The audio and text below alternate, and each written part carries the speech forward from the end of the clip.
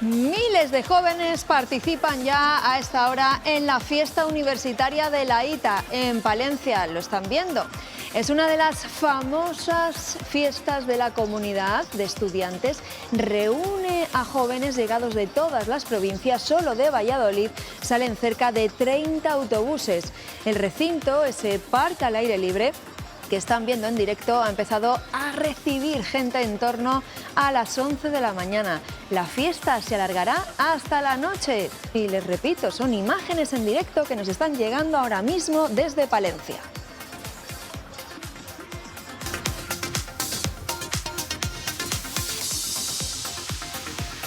Hola, ¿qué tal? Y mientras ellos, esos jóvenes universitarios, bailan y se divierten, nosotros además les contaremos más cosas. Por ejemplo, la última operación de la Policía Nacional, que ha desmantelado un entramado que bloqueaba el sistema de citas online de extranjería para luego revender esas citas cuando es un trámite gratuito y así obtener dinero. 69 personas han sido detenidas en distintas provincias, entre ellas en Burgos. Luego les contamos más de esta operación. Y hoy la ministra de Trabajo, Yolanda Díaz, ha vuelto a reunirse con los representantes de los sindicatos UGT y comisiones obreras para abordar el futuro del SERLA aquí en la comunidad. Y hemos sabido que el Ministerio de Trabajo va a volver a enviar un requerimiento a la Junta de Castilla y León para que reponga este servicio de mediación en las relaciones laborales entre trabajadores y empresas. Y además, en el tiempo del análisis vamos a volver a hablar hoy de turismo rural. Acaba de celebrarse un congreso europeo aquí en Castilla y León, en la Alberca, en Salamanca, y en él se ha hablado de retos, de la digitalización, de acabar con la estacionalidad, de la profesionalización del sector. Enseguida vamos a hablar con varios expertos. Aquí comienza Está Pasando.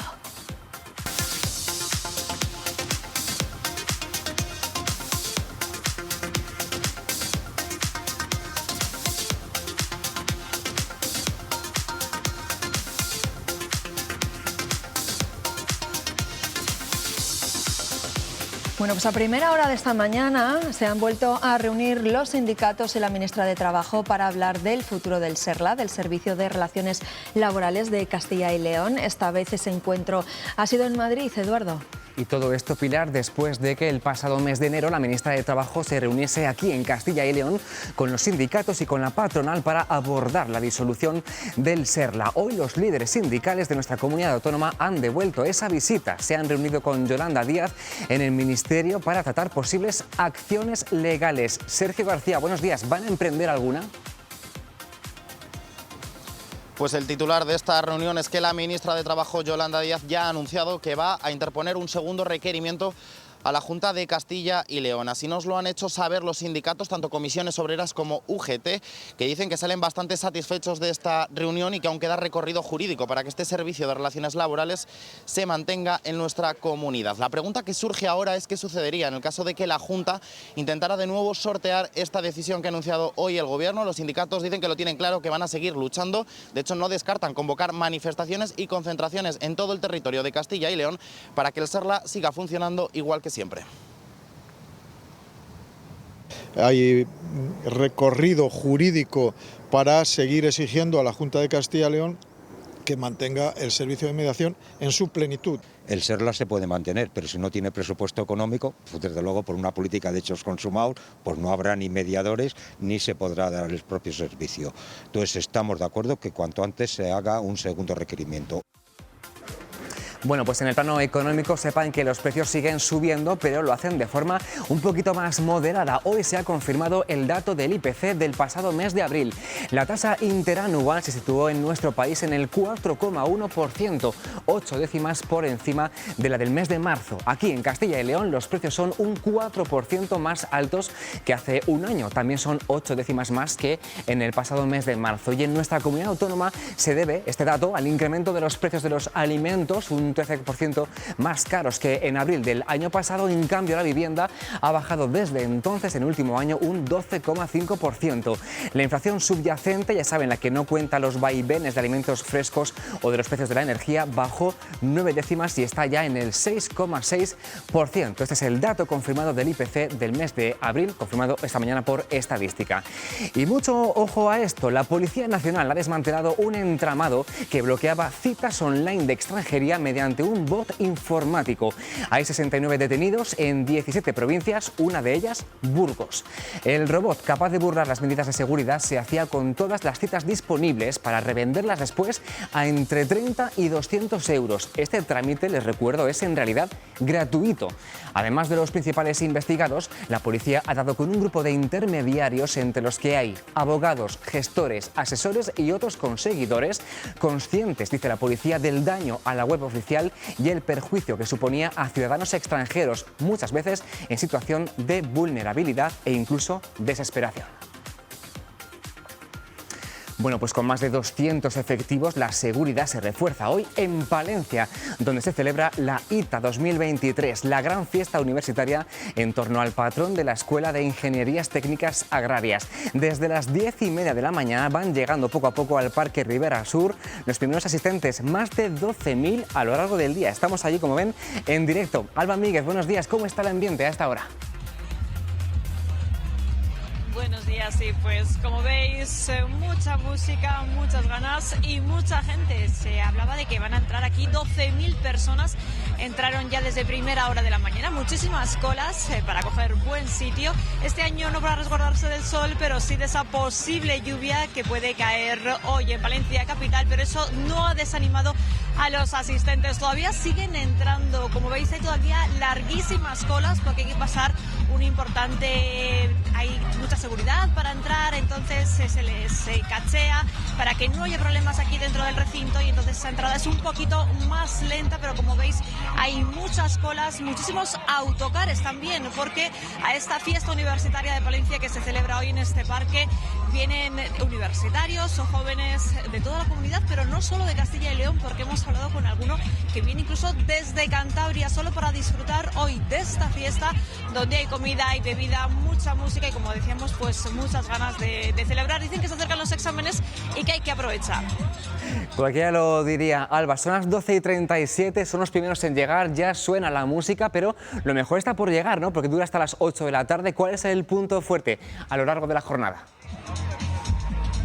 Fijaos, sí quedan horas todavía aquí por delante, pero además los jóvenes vienen muy preparados precisamente porque son muchas horas. Traen comida, aunque también hay puestos aquí de comida, traen la bebida, traen hielos, traen chubasqueros por si acaso hoy les toca mojarse, pero el punto fuerte pues llega esta tarde porque durante todo el día en ese escenario que tengo a mis espaldas van a tocar DJs, van a poner música durante todo el día, pero sobre todo esta tarde a partir de las 6, entre las 6 y las 8 de la tarde será cuando más gente se reúna aquí en el Parque Palentino, en el Parque de Ribera Sur, para disfrutar de esta ITA en honor a San Isidro, como decías. Pues lo seguiremos viendo en las siguientes ediciones de los informativos de Castilla y León Televisión. Gracias, Alba, en directo desde el Parque Ribera Sur. Saludamos a los palentinos y estudiantes de actitudes de nuestro país que están ya en esa fiesta ITA 2023 en Palencia. Y en la Alberca, en Salamanca, ha terminado ya el 9º Congreso Europeo de Turismo Rural. Durante 2 días, más de 20 líderes de opinión, ponentes internacionales y expertos han compartido conocimiento y experiencias ante unos 300 asistentes en formato presencial y online, en el que ha sido un punto de encuentro de referencia para los profesionales del sector del turismo rural. Y de lo que han compartido, analizado, comentado en este Congreso Europeo, vamos a hablar a continuación en el tiempo del análisis, Pilar, con alguno de los protagonistas de este Congreso Europeo de Turismo Rural. Sí, como bien decías, ese congreso se ha celebrado en la Alberca, en Salamanca. Es el 9º Congreso Europeo de Turismo Rural, la primera vez que se celebra en Castilla y León, un evento organizado por la plataforma digital Escapada Rural con el apoyo de la Junta de Castilla y León. Nuestra comunidad es líder en turismo rural con más de 3.000 establecimientos, cerca de 104.000 pernoctaciones, es el último dato, el de marzo, y con un aumento de viajeros de un 15% más que el año anterior. El turismo rural vive un momento dulce pero también se enfrenta a retos importantes como la digitalización, la profesionalización del sector, y de todo ello se ha hablado en ese congreso. Queremos que nuestros invitados nos cuenten hoy pues cómo lo ven. Hoy tenemos a Ángel González Pieras, que es el director general de Turismo de la Junta de Castilla y León. Señor González, gracias por estar hoy aquí en el programa Está Pasando. Gracias por invitarme. También está con nosotros pues uno de los habituales cuando hablamos de turismo rural, es Luis Chico, que es el presidente de la Asociación Regional de Empresarios de Alojamientos Rurales de Castilla y León. Luis, gracias una vez más por estar con nosotros. A vosotros por poder acudir. Hoy tenemos una incorporación nueva, se llama Patricia García, es emprendedora rural, creadora del primer coliving rural de Castilla y León y presidenta de la Asociación Nacional de Coliving y Coworking. Patricia, gracias por estar con nosotros. Un placer. Como estoy todavía en las presentaciones, luego te pregunto qué es eso del coliving, porque el coworking nos puede sonar más, pero el coliving y sobre todo en el ámbito rural. Gracias. También nos atiende por videoconferencia Olivia Fontela, que es la directora de marketing de Escapada Rural, que ha sido la organizadora de ese evento del que hablábamos al principio. Olivia, gracias por estar aquí. Gracias a vosotros por invitarnos.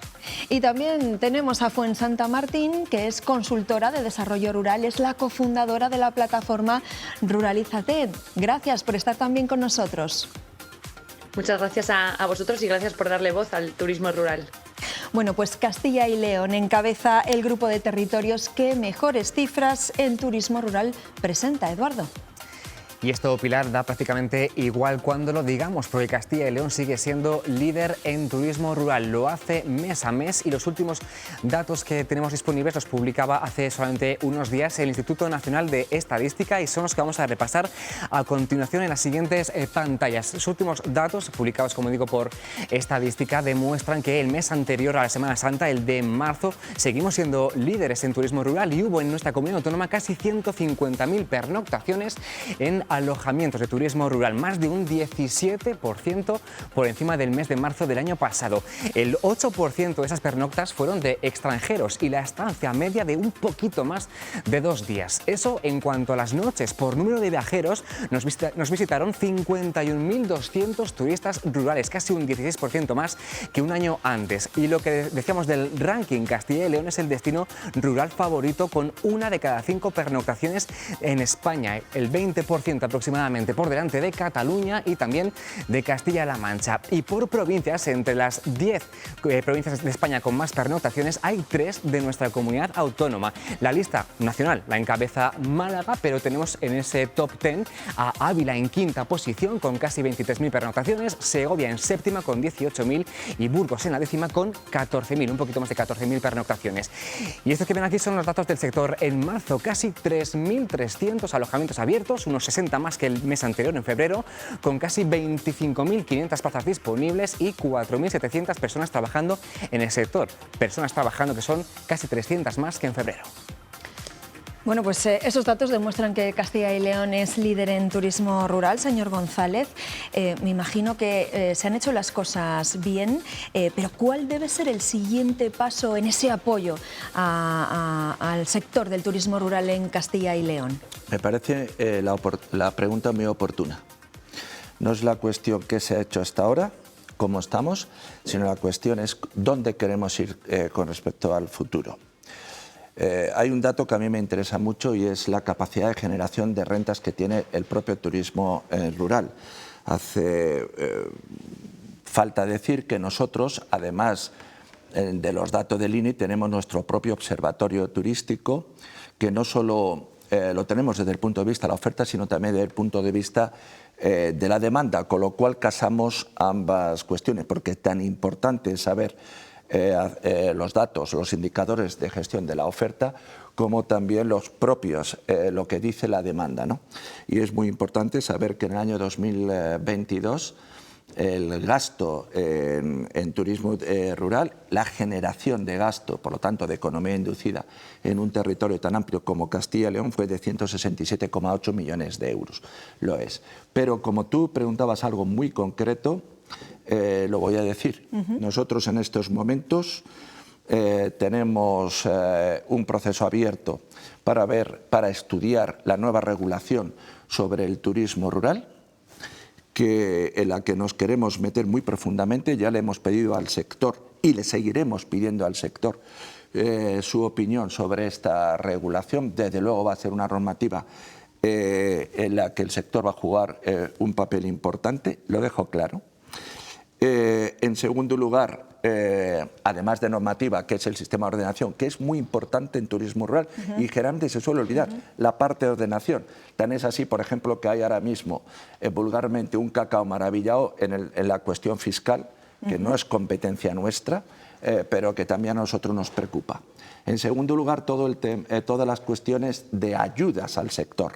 Muy bien, ordenas, pero también como administración pública tu obligación es la gestión del dinero público y por lo tanto que éste sirve como economía, como palanca para la generación de estas rentas. Tenemos ahora mismo, además de ese decreto de ordenación, tenemos unos planes para mejorar 3 aspectos que has dicho que son fundamentales a mi modo de ver. Calidad, es decir, profesionalización, que va unido a calidad.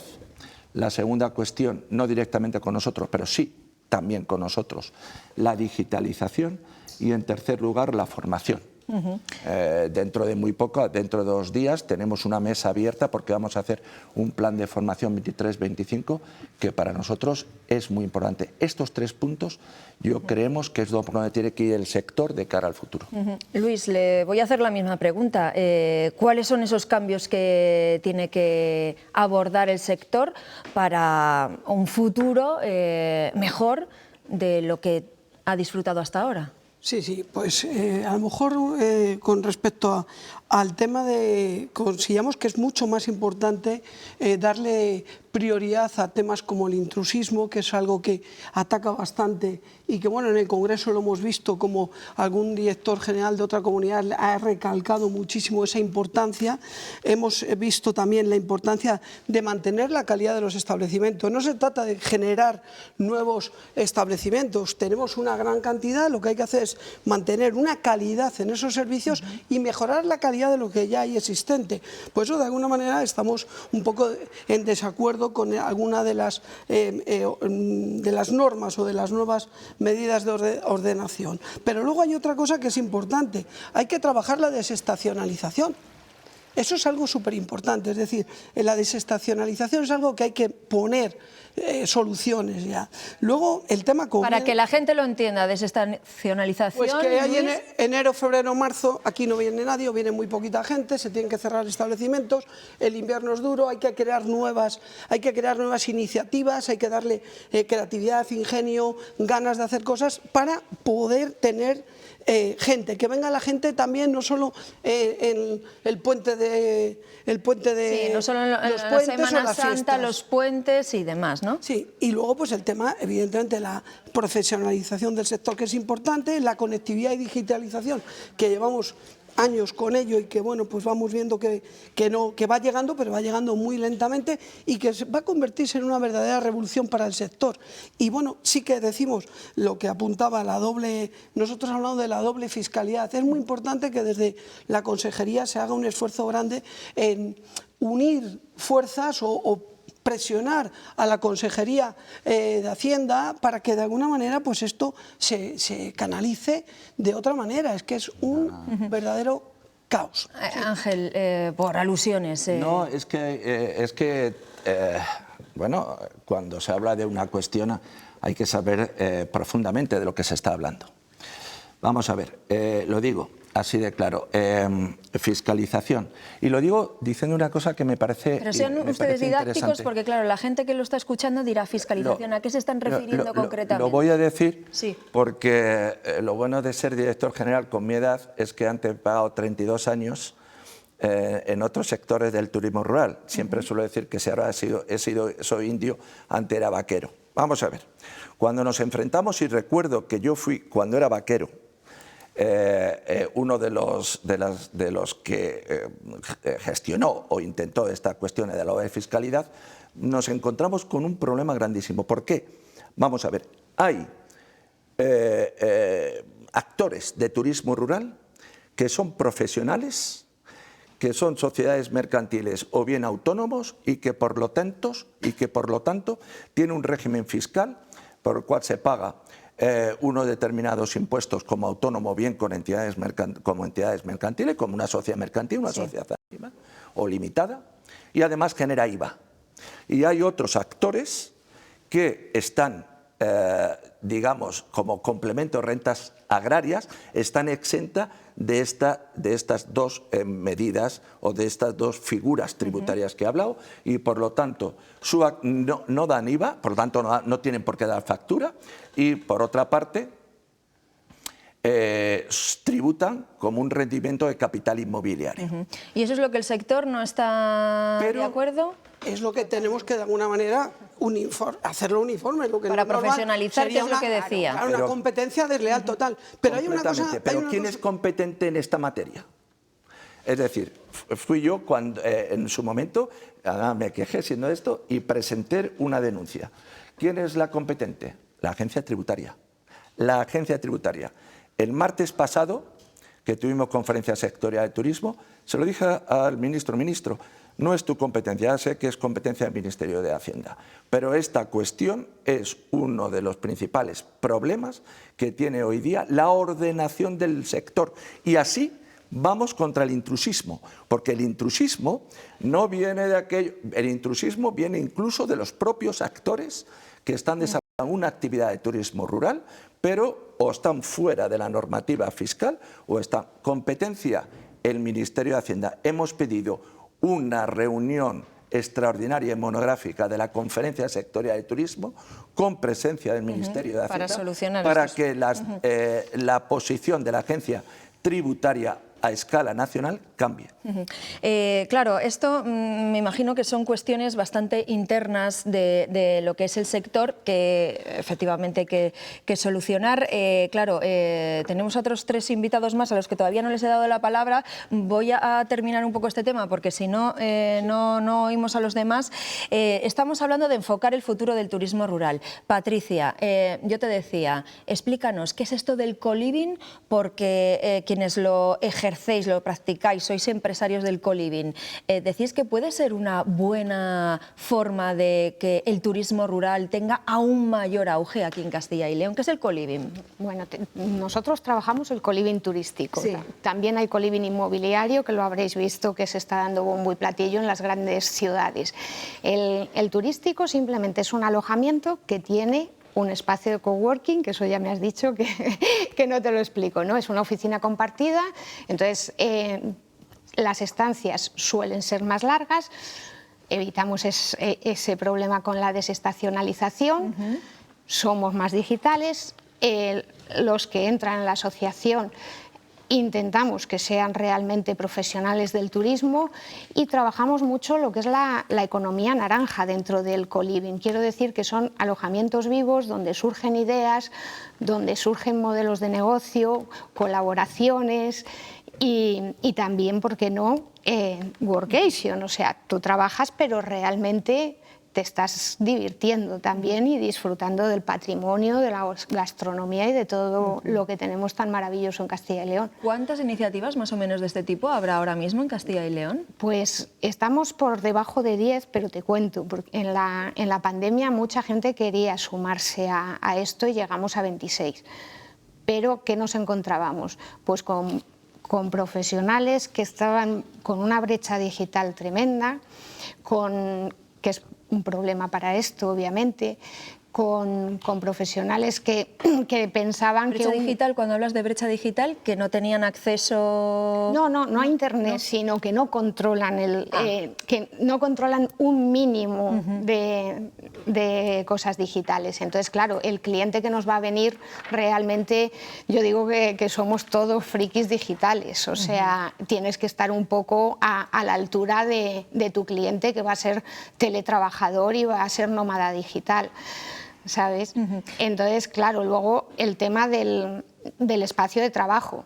Tú no puedes decir a la gente que después de que se levanten de comer tienes ese sitio para trabajar. No, el coworking realmente tiene que ser un coworking, donde yo puedo trabajar igual a las 2 de la tarde que a las 2 de la mañana, me da igual. Me imagino que también son cuestiones de que es una iniciativa novedosa aquí, ¿no? Tanto en Castilla y León como en España, porque creo que es... Y lo que hablamos, que no hay una normativa, realmente estamos en un limbo. O sea, nosotros, yo por ejemplo estoy de alta como pensión, pero tenemos apartamentos turísticos, tenemos casas de turismo rural, hoteles rurales, porque no hay una normativa que nos proteja. Entonces, en lo que estamos trabajando es con Experiencias Turismo España, estamos trabajando 17 pues, ayuntamientos, diputaciones, cámaras de comercio, empresas de sostenibilidad y tal, para hacer un buen proyecto que cree una marca de calidad que entonces ya el cliente sepa a dónde va. O sea, que reclamáis también esa normativa. Claro. Yo no sé si se está abordando,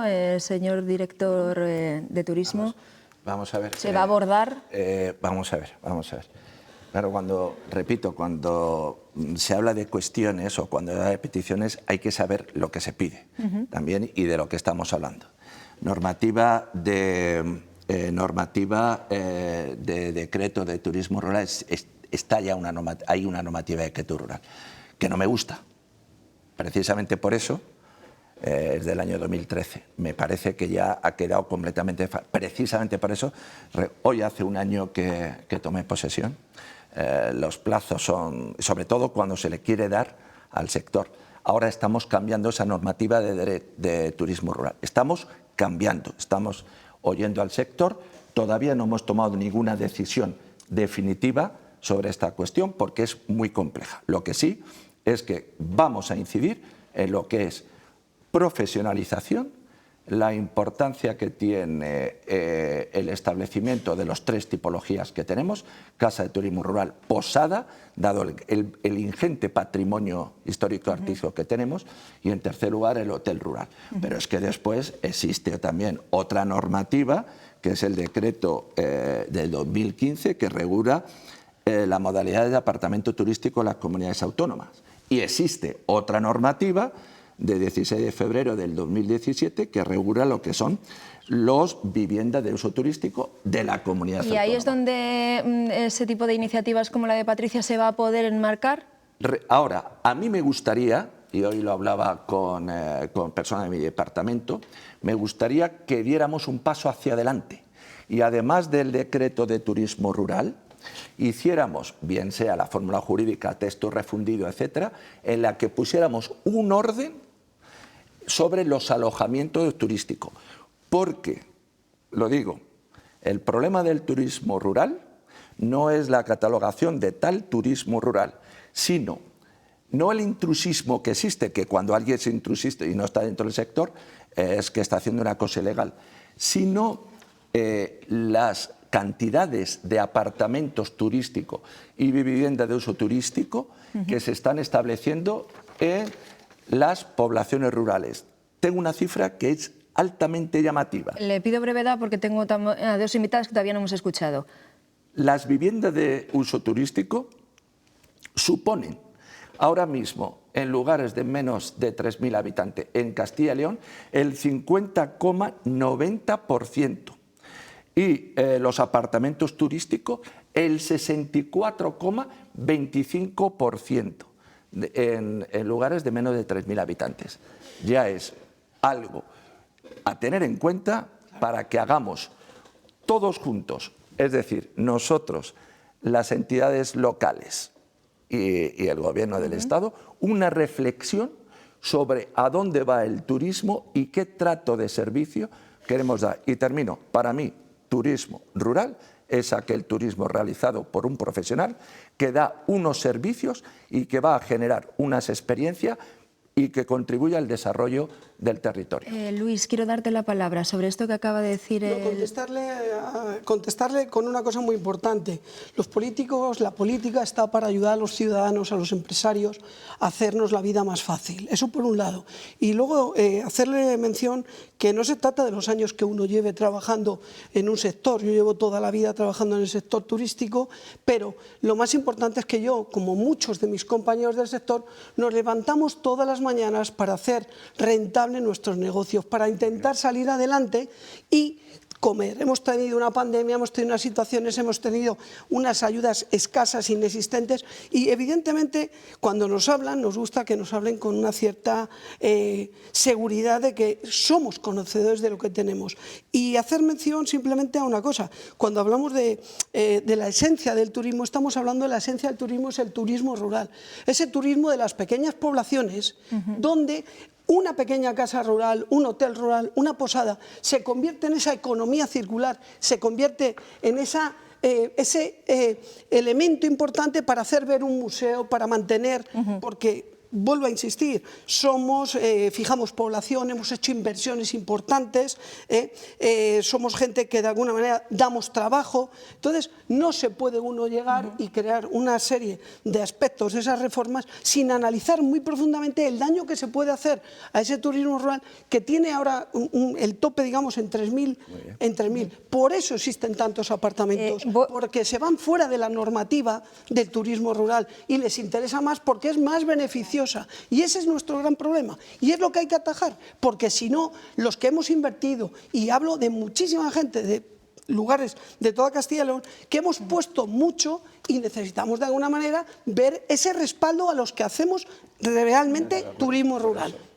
Bueno, como están de acuerdo en esto, le voy a preguntar a Olivia, que les veo un poco tensos. No, esto es para ver si entre todos conseguimos que esas cifras aumenten. Olivia, ¿en qué momento está el turismo rural?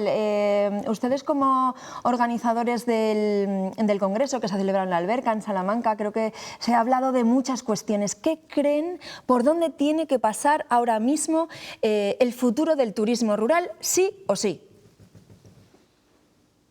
Olivia. Y nosotros, en relación a la pregunta que me hacías, ¿en qué momento está el turismo rural? ¿Sí? Nosotros vemos que está tiene una salud excelente, ¿no?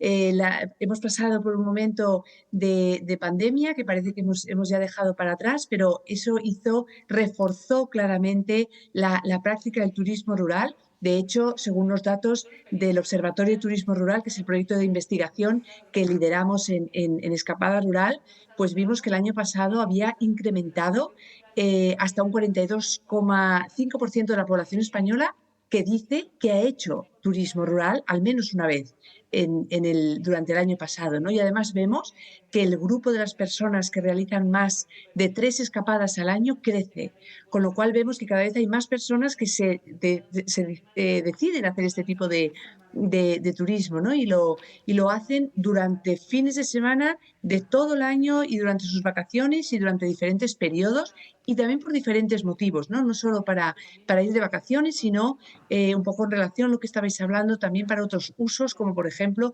combinar el trabajo con una estancia de turismo rural, ¿no? Es decir, que se está practicando por más gente, más veces y en más momentos, con lo cual también está apoyando a esa desestacionalización que claramente nosotros creemos, y un poco lo ligo con la segunda pregunta que me hacías, ¿no? En cómo vemos ese futuro, esa consolidación, es precisamente en poder escoger el turismo rural durante todo el año y para diferentes usos, porque eso es lo que realmente va a permitir poder practicar el turismo rural de manera sostenible, ¿no? No concentrado en un momento del año o en unos pocos días, sino realmente poderlo disfrutar tranquilamente e integrarse así en lo que son los ritmos propios de los diferentes destinos y de los pueblos. Entonces creemos que esa desestacionalización que tiene intrínseco el turismo rural es parte de la receta del éxito, ¿no? Y poderse integrar y, como decía, poder realmente aportar tanto a la integración social y al desarrollo del mundo rural. Sí, en ese congreso también, y ha salido aquí en la mesa, que hay que abordar la digitalización. Fuensanta, ¿cómo lo ves?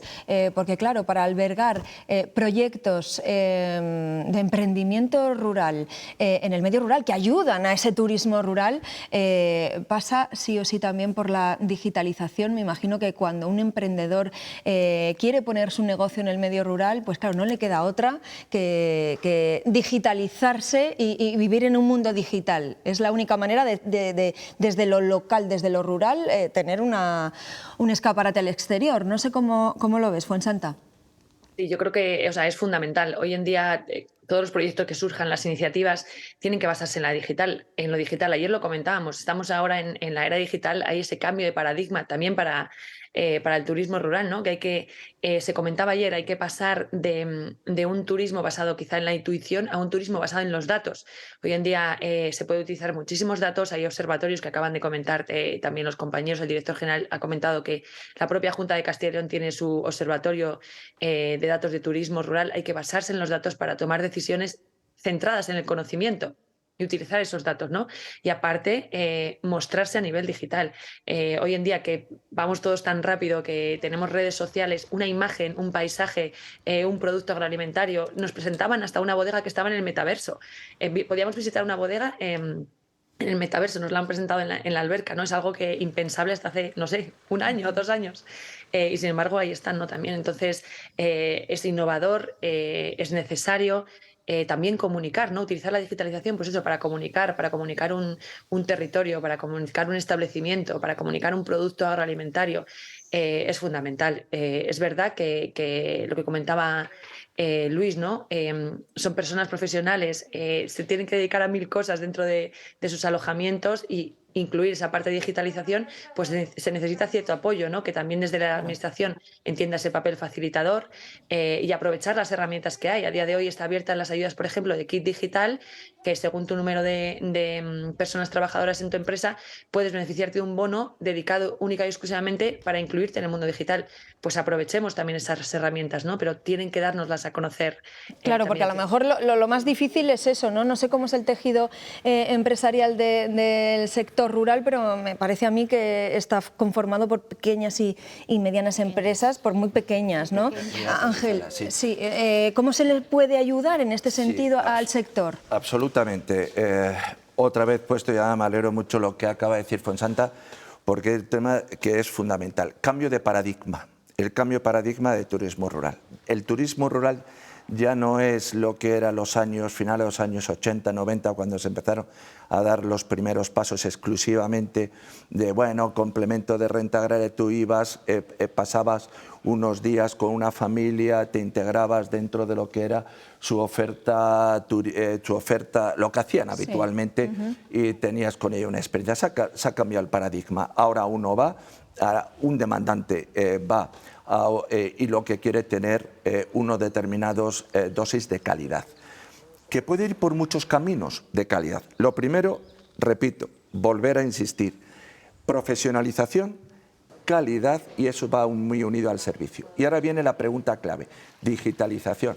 Me parece también otra de las cuestiones fundamentales, no solo en la medida en que se le da un servicio plus a la demanda, sino que también sirve, dentro de esa profesionalización, para que el oferente, para que el empresario, para que la persona que está, o la empresa, o el profesional que está enfrente del turismo, tenga unos indicadores para hacer una gestión de su empresa de turismo rural, y por lo tanto saber la conexión con la demanda más eficaz. Me preocupa mucho, por eso el compromiso es en 1 mes, 2 meses que saldrá nuestro nuevo proyecto de subvenciones a la calidad, que precisamente sea el turismo rural el beneficiario de esas ayudas para la calidad, para la profesionalización, que se concreta en la digitalización. Y por último, acabamos de aprobar un plan territorial para el conjunto de la comunidad autónoma de 30,8 millones de euros. El otro día dio el visto bueno la conferencia sectorial. Uno de los ejes fundamentales de esos 30 millones de euros, 30,020 millones de euros, para ser preciso, el 20% va destinado a digitalización de destinos turísticos.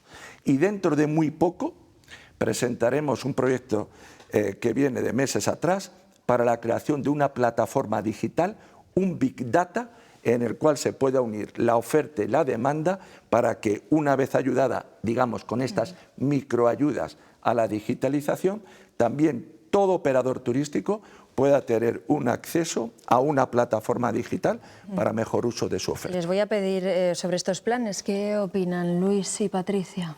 Yo lo quiero ver todo, es decir, el problema de todo esto es que llevo aquí 20 años, 25 años y todo se queda siempre. Yo sigo sin conectividad y estamos en el 2023, que recuerdo que cuando vine próximamente.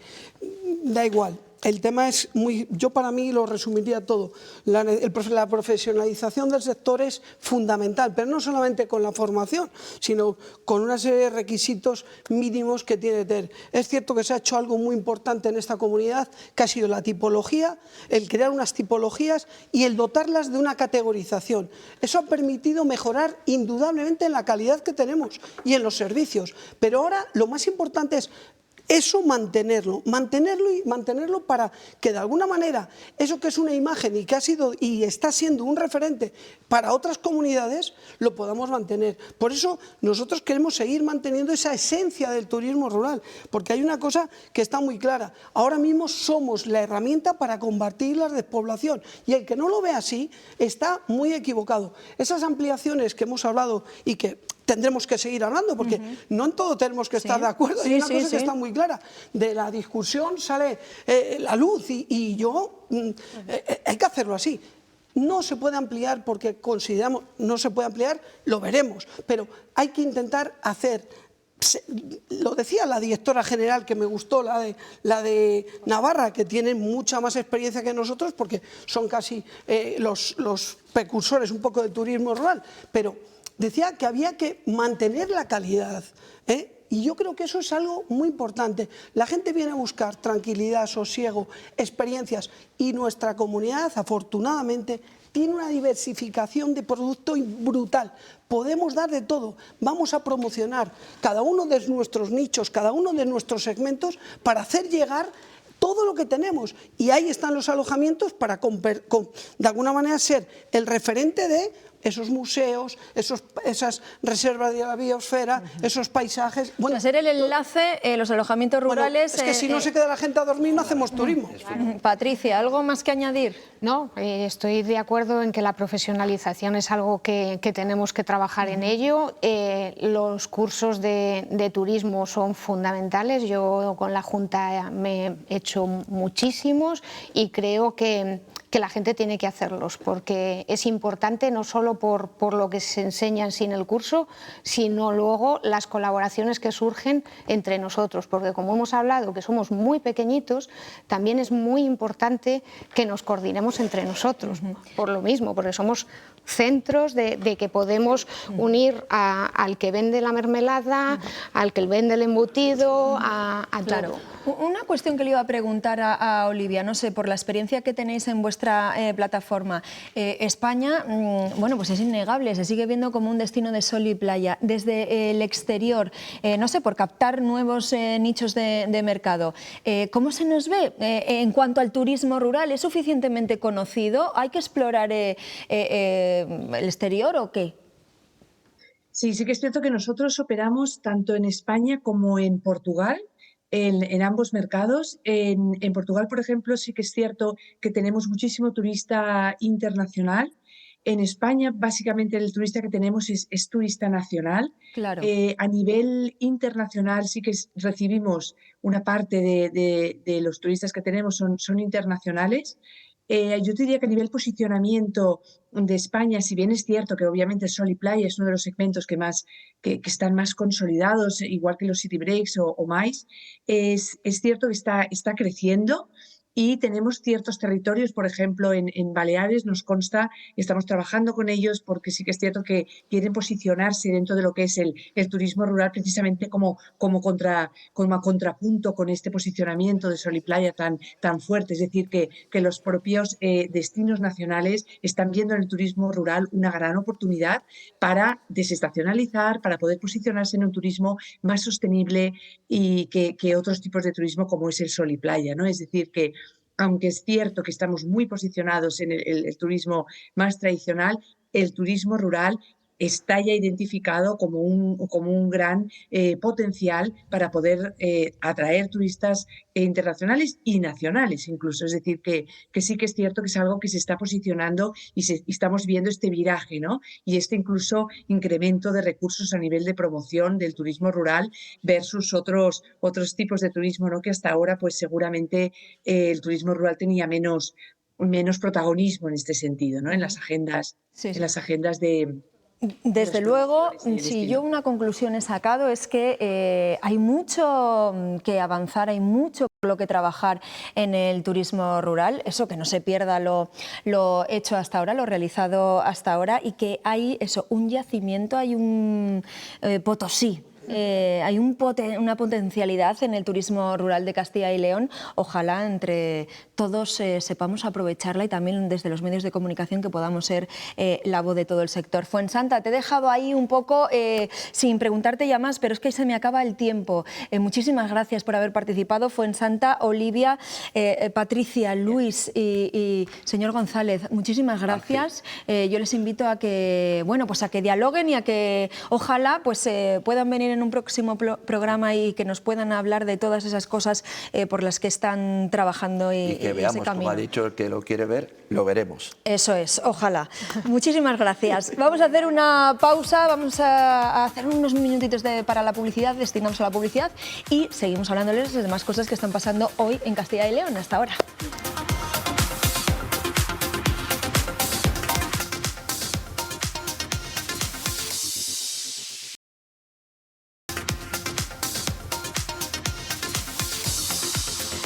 Continuamos aquí en Está Pasando. Ya saben que ayer el Gobierno, en un Consejo de Ministros extraordinario, aprobó una serie de ayudas al campo. Ayudas para paliar la sequía, pero las organizaciones agrarias no lo han acogido, bueno, pues de buen grado, por decirlo de alguna manera. Eduardo. Están bien, pero no son suficientes. Pilar, el Gobierno, como decías, aprobó ayer ese plan de medidas para hacer frente a las consecuencias de la sequía, que en el caso de agricultores y ganaderos estará dotado con más de 600 millones de euros. Asaja Castilla y León ha hecho cuentas y calcula que solo aquí hacen falta más de 1.000 millones. 1.000 millones de euros que tienen que ir prioritariamente para los profesionales de la agricultura de Castilla y León. Unos 40.000, que si dividimos 25.000 euros por explotación, sería hoy una cuantía justa para ayudar al sector agrícola y ganadero de Castilla y León. Por cierto, que la semana que viene, el día 18, aquí en Castilla y León hay Consejo de Agricultura, precisamente para abordar la sequía. Donatiano Drujo le pide al presidente de la Junta que vaya ya con dinero en la mano. Y además del Día de la Enfermería, hoy viernes también es el Día de la Fibromialgia y el síndrome de fatiga crónica. Afecta a entre un 3 y un 6% de la población. Los afectados reclaman más formación para los médicos, unidades del dolor en todas las provincias y el reconocimiento del 33% de incapacidad. Reivindicaciones que han planteado en actos como este que hemos visto en León, en el que pacientes y familiares han leído un manifiesto. Tenemos dolor 24 horas al día, todos los días de la semana, por muy bien que físicamente se nos vea. Tenemos muchas patologías que no están englobadas en la fibromialgia y no todos los dolores son de la fibromialgia. Entonces necesitamos pues todo tipo de apoyo psicológico, personal, sobre todo que no nos traten como si fuéramos personas que estuviéramos desahuciadas o locas. Y mientras tanto, la Asociación Española contra el Cáncer en Ávila celebra hoy el día de su cuestación anual. Con el despliegue de una enorme bandera verde en el Mercado Grande, ha querido agradecer el apoyo de socios, colaboradores y voluntarios. Y se ha marcado como objetivo superar el 70% de supervivencia en la enfermedad del cáncer. Con 14 mesas repartidas por toda la capital abulense y más de 60 voluntarios, esperan recaudar los fondos que hacen falta para invertir en esa investigación que amplíe la esperanza de vida a ese 70% en el año 2030.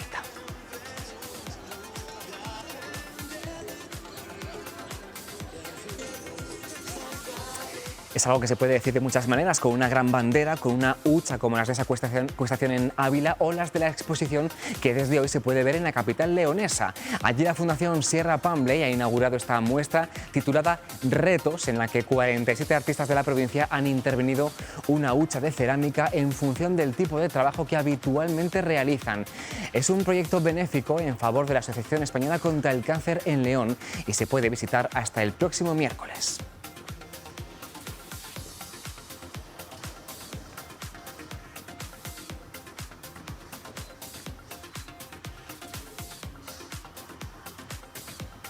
Y como estamos ya en fin de semana, vamos a proponerles un viaje para irnos de Manhattan a Castilla. Al menos ese es el título de una exposición que podemos ver en Valladolid hasta el próximo 25 de junio. Es un montaje pictórico escultórico de Toñi Vecilla y Teo Calvo que nos traslada de la gran metrópoli estadounidense en un movimiento febril a las sensaciones pausadas del paisaje castellano. Se puede ver en la sala de exposiciones Teresa Ortega Coca del Palacio de Pimentel, como decimos, en Valladolid.